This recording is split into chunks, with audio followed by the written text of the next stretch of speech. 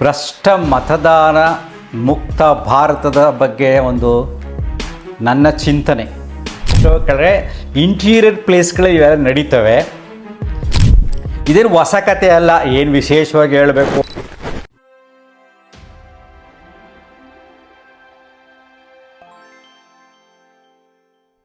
ನಮಸ್ಕಾರ ಸ್ನೇಹಿತರೆ, ಈ ದಿನದ ವಿಷಯ ಭ್ರಷ್ಟ ಮತದಾನ ಮುಕ್ತ ಭಾರತದ ಬಗ್ಗೆ ಒಂದು ನನ್ನ ಚಿಂತನೆ. ಯಾಕಂದರೆ ಈಗೆಲ್ಲ ನಡೀತಾ ಇದೆ, ನಮ್ಮ ಭಾರತ ಪೂರ್ತಿ ಮತಗಳನ್ನು ಕದ್ದಿದ್ದಾರೆ BJPಯವರು ಅಂತ. ಕಾಂಗ್ರೆಸ್ಸು ನಾವೇನು ಕದ್ದಿಲ್ಲ ಅಂತ. ಆ್ಯಕ್ಚುಲಿ ಒಬ್ಬರು ಹೇಳ್ತಾಯಿದ್ರು ಒಂದು ಕಡೆ, 3 ಗಂಟೆ ಆದಮೇಲೆ ತುಂಬ ಜನ ಬಂದ್ಬಿಟ್ಟು ಎಲ್ಲ ಒತ್ತಾ ಇರ್ತಾರೆ, ಯಾರೂ ಕೇಳಲ್ಲ ಅಂತ. ಎಲ್ರಿ ಅಲ್ಲಿ ಏಜೆಂಟ್ ಇರ್ತಾರಲ್ರಿ, ರಾಜಕೀಯ ಪಕ್ಷದವರು, JDSನವರು, ಕಾಂಗ್ರೆಸ್ನವರು. ಅಯ್ಯೋ ಅವ್ರಿಗೆಲ್ಲ ಬುಕ್ಕಿಂಗ್ ಮಾಡ್ಕೊಂಬಿಟ್ಟಿರ್ತಾರೆ ಸರ್. ಲಾಸ್ಟಲ್ಲಿ ಒಂದು 2 hours ಇರುತ್ತೆ, ಅವ್ರಿಗೆ ಬುಕ್ ಮಾಡ್ಕೊಂಬಿಟ್ಟಿರ್ತಾರೆ, ದುಡ್ಡು ಕೊಟ್ಟರೆ ಸುಮ್ಮನಾಗ್ಬಿಡ್ತಾರೆ, ಒತ್ಕೊಂಡ್ಬಿಡ್ತಾರೆ ಅಂತ ನಾನು ಕೇಳಿದ್ದೀನಿ. ಇದೇನು ಹೊಸ ಕತೆ ಅಲ್ಲ, ಏನು ವಿಶೇಷವಾಗಿ ಹೇಳಬೇಕು, ಆರೋಪ ಮಾಡಬೇಕು ಅಥವಾ ಕ್ರಿಟಿಸೈಸ್ ಮಾಡಬೇಕು, ಅವೆಲ್ಲ ಏನೇನೂ ಇಲ್ಲ. ಎಷ್ಟೋ ಕಡೆ ಇಂಟೀರಿಯರ್ ಪ್ಲೇಸ್ಗಳು ಇವೆಲ್ಲ ನಡೀತವೆ. ಕೆಲವು ಸರಿ ಮತದಾನದ ಪಟ್ಟಿಯಲ್ಲಿ ವ್ಯತ್ಯಾಸಗಳಾಗ್ತವೆ. ಇಷ್ಟ ಇಲ್ಲ ಕೆಲವರು ತೆಗ್ಸಾಕ್ಬಿಟ್ಟಿದ್ದಾರೆ.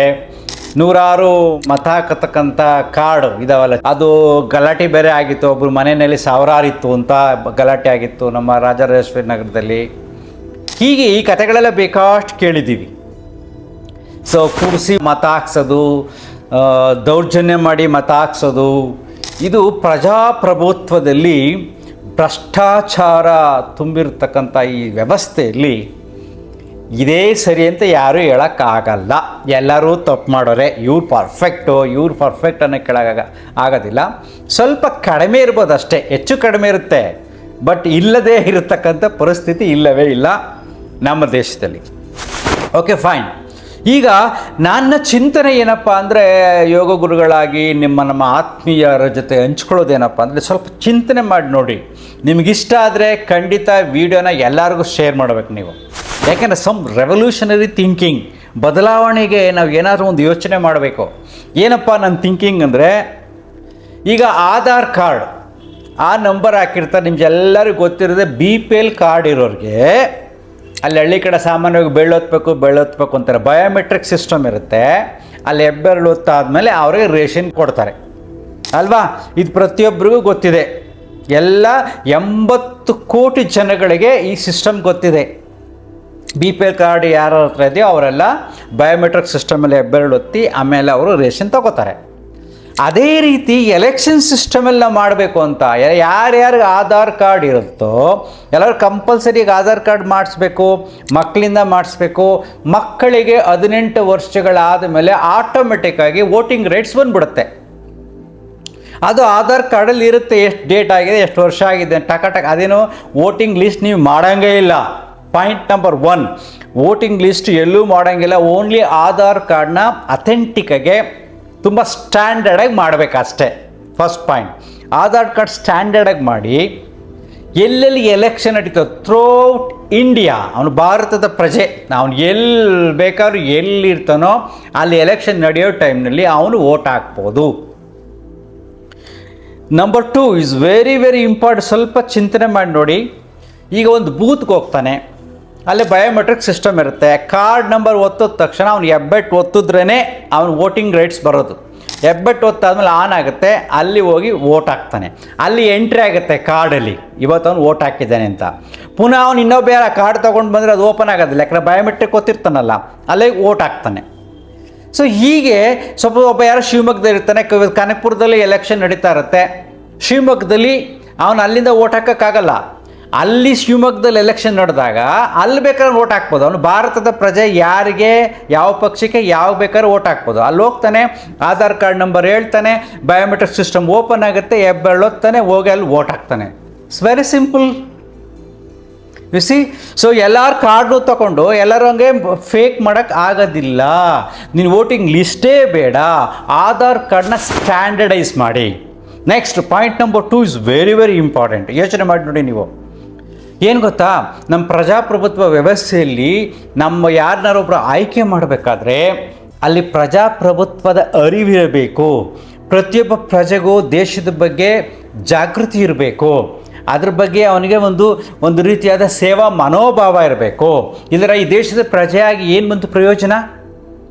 ಎಲೆಕ್ಷನ್ ನಡಿಬೇಕಾದ್ರೆ ಎಲ್ಲರೂ ರಜಾ ಹಾಕ್ಕೊಂಡು ಟ್ರಿಪ್ಗೆ ಹೋಗೋದು, 3 ದಿನ ಟ್ರಿಪ್ ಹೋಗೋದು. ಆವಾಗ ಯಾರು ಓಟ್ ಹಾಕಕ್ಕೆ ಬರೋದಿಲ್ಲ. 50% ಓಟ್ ಹಾಕ್ತವೆ ಕೆಲವು ಕಡೆ. ಸೊ ಇದು 100% ಓಟ್ ಹಾಕಬೇಕು. ಕಂಪಲ್ಸರಿ ವೋಟಿಂಗ್ ಸಿಸ್ಟಮ್ ಬರಬೇಕು. ಅಂದರೆ ಅವನು ಆಧಾರ್ ಕಾರ್ಡಲ್ಲಿ ಇಷ್ಟು ದಿನ ಡೇಟ್ಸ್ ಇರುತ್ತೆ, ಆ ಡೇಟಲ್ಲಿ ಓಟ್ ಹಾಕಲಿಲ್ಲ ಅಂದರೆ ಆಟೋಮೆಟಿಕ್ಕಾಗಿ ಅವನ ಆಧಾರ್ ಕಾರ್ಡು ಬ್ಲಾಕ್ ಆಗಿಬಿಡಬೇಕು. ಆ ಸಿಸ್ಟಮ್ ಮಾಡಬೇಕು. ಬ್ಲ್ಯಾಕ್ ಮಾಡಬೇಕು, ಮೊಬೈಲ್ ಫೋನ್ ಬ್ಲಾಕ್ ಆಗಬೇಕು. ಆಗ ಅದನ್ನ ಓಪನ್ ಮಾಡಬೇಕು ಅಂದರೆ ಸರ್ಕಾರಕ್ಕೆ ಹೋಗಿ 10,000 ರೂಪಾಯಿ ಫೈನ್ ಕಟ್ಟಿ ಅದು ಓಪನ್ ಮಾಡಿಸ್ಬೇಕು. ಈ ರೀತಿ ಟೆಕ್ನಾಲಜಿ ಅಪ್ಡೇಟ್ ಮಾಡಬೇಕು ನಾವು. ಅವಾಗ ಏನು ಮಾಡ್ತಾನೆ, ಕಂಪಲ್ಸರಿ ಓಟ್ ಹಾಕ್ತಾನೆ. ಮತ್ತು ಅಲ್ಲಿ ಏನೇನು ಮಿಸ್ಲೀಡ್ ಆಗುತ್ತಲ್ಲ, ಅವ್ರ ಹೆಸರಿಲ್ಲ ಈ ಪಟ್ಟಿನಲ್ಲಿ, ಇವ್ರ ಹೆಸರಿಲ್ಲ, ಇದನ್ನು ಸೇರಿಸ್ಬೇಕು ಅಂತ. ಮತ್ತು ಕೆಲ ಸತ್ತೋದವರು ಬಂದು ಓಟ್ ಹಾಕ್ತಾರೆ ಅಂತೆಲ್ಲ ಮಾತಾಡ್ತಾರಲ್ವ. ಈಗ ಆಧಾರ್ ಕಾರ್ಡಲ್ಲಿ ಬಯೋಮೆಟ್ರಿಕ್ ಸಿಸ್ಟಮ್ ಇಲ್ಲ ಅಂದರೆ ಸತ್ತೋದವ್ರು ಹೆಂಗೆ ಓಟ್ ಹಾಕ್ತಾರೆ ನೋಡಿ, ಎಷ್ಟು ಅವಾಯ್ಡ್ ಆಗುತ್ತೆ ಅಲ್ವಾ. ಮತ್ತು ಬೇರೆ ಬೇರೆ ದೇಶಗಳಿಂದ ಬಂದಿರತಕ್ಕಂಥವ್ರು ಡೂಪ್ಲಿಕೇಟ್ ವೋಟರ್ ಐ.ಡಿಗಳು ಮಾಡಿಸ್ಕೊಂಡು ಅವ್ರು ಬಂದು ವೋಟರ್ ಹಾಕ್ತಾರೆ. ಲಿಸ್ಟಿಗೆ ಸೇರಿಸ್ಬಿಟ್ಟು ಈ ಸ್ಲಮ್ ಏರಿಯಾದಲ್ಲಿ ಯಾರನ್ನ ಬಂದ್ಬಿಡೋದು, ಅವ್ರು ಯಾರು ಡೂಪ್ಲಿಕೇಟಾಗಿ ಮಾಡಿಸೋದು, ಇದೆಲ್ಲ ಮಾಡ್ತಾರೆ. ಅದೆಲ್ಲ ಸ್ಟಾಪ್ ಆಗಿಬಿಡುತ್ತೆ. ನೋಡಿ ಎಷ್ಟು ಸಿಂಪಲ್ ಆಗಿದೆ ಟೆಕ್ನಾಲಜಿ. ಆಲ್ರೆಡಿ ನಾವು BPL ಕಾರ್ಡಲ್ಲಿ ನಾವು ಉಪಯೋಗಿಸ್ತಾ ಇದ್ದೀವಿ ಬಯೋಮೆಟ್ರಿಕ್ ಸಿಸ್ಟಮ್ನ. ಸೊ ಓನ್ಲಿ ಆಧಾರ್ ಕಾರ್ಡ್ ಪಕ್ಕ ಮಾಡಿ ಅವರು ಥ್ರೂಔಟ್ ಇಂಡಿಯಾ ಆಯಾ ಟೈಮಲ್ಲಿ ಎಲ್ಲಿರುತ್ತೋ ಒಂದು ಕೋಡ್ ವರ್ಡ್ ಇರುತ್ತೆ. ಅದ್ರ ಬಗ್ಗೆ ತುಂಬ ಡಿಸ್ಕಷನ್ಸ್ ಇರುತ್ತೆ, ಏನೇನು ಅಪ್ಡೇಟ್ ಮಾಡಬೇಕು ಅಂತ. ಬೇಕಾದ್ರೆ ಬಂದು ನನ್ನ ಹತ್ರ ಬರಲಿ ಸಾಫ್ಟ್ವೇರ್ ಇಂಜಿನಿಯರ್ಸು, ಸರ್ಕಾರದಿಂದ ಅಧಿಕಾರಿಗಳು ಬರಲಿ, ಹಿಂಗೆ ಮಾಡಿ ಈ ಥರ ಮಾಡಿದ್ರೆ ಕಂಟ್ರೋಲ್ ಆಗುತ್ತೆ ಅಂತ. ಅಂದರೆ ಭ್ರಷ್ಟಾಚಾರ ಮುಕ್ತ ಮತದಾನ ನಡೆಯುತ್ತೆ. ನಮ್ಮ ದೇಶದಲ್ಲಿ ಪ್ರಜಾಪ್ರಭುತ್ವಕ್ಕೆ ಅಮೂಲ್ಯವಾದ ವ್ಯಾಲ್ಯೂ ಸಿಗುತ್ತೆ. ಈ ಥರ ಪ್ರಜಾಪ್ರಭುತ್ವ ಎಲ್ಲ ರಾಷ್ಟ್ರಗಳಲ್ಲಿ ಇಲ್ಲ.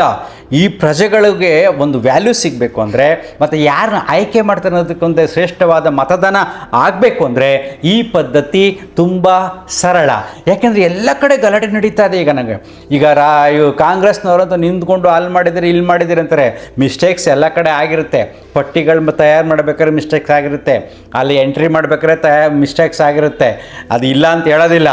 ಬಟ್ ಈಗ ಇದು ಒಳ್ಳೆಯ ಟೈಮು ಅದಕ್ಕೋಸ್ಕರ ಈ ವಿಡಿಯೋ ಮಾಡೋದು. ಇದು ಬೆಸ್ಟ್ ಟೈಮ್. ಈ ಥರ ಥಿಂಕ್ ಮಾಡಿ ನಂತರ ಯೋಚನೆ ಮಾಡಿ ನೋಡಿ, ಆಗ ಎಲ್ಲ ಸಮಸ್ಯೆಗಳಿಗೆ ಪರಿಹಾರ ಸಿಗುತ್ತೆ. ವೋಟಿನ ಲಿಸ್ಟೇ ಬೇಕಾಗಿಲ್ಲ. Aadhaar card is enough. Biometric ಸಿಸ್ಟಮಲ್ಲಿ ಅವ್ನು ವೋಟ್ ಹಾಕಬೇಕು. ಥ್ರೂಔಟ್ ಇಂಡಿಯಾ ಅವ್ನು ಎಲ್ಲಿ ಬೇಕಾದ್ರೂ ವೋಟ್ ಹಾಕ್ಬೋದು ಅಲ್ವಾ. ಸೈಲೆನ್ಸ್ ಇದ್ದರೆ ಶೇರ್ ಮಾಡಿ. ಇದು ಒಂದು ಕ್ಲೂ ಅಷ್ಟೇ. ಪರ್ಫೆಕ್ಟಾಗಿ ಮಾಡಬೇಕು ಅಂತ ಬರಲಿ, ಒಂದೊಂದು ಪಾಯಿಂಟೇ ಡಿಸ್ಕಸ್ ಮಾಡಿ ನಾವು ಟೆಕ್ನಿಕಲ್ಲಾಗೆ ಈಗಿರ್ತಕ್ಕಂಥ ಟೆಕ್ನಾಲಜಿನ ಉಪಯೋಗಿಸ್ಕೊಂಡು ನಾವು ಮಾಡ್ಬೋದು. ತುಂಬ ಚೆನ್ನಾಗಿರುತ್ತೆ ಅಲ್ವಾ. Thank you. ಅಂತರ್ಮುಖಿ ಸದಾ ಸುಖಿ. ನಮಸ್ಕಾರ.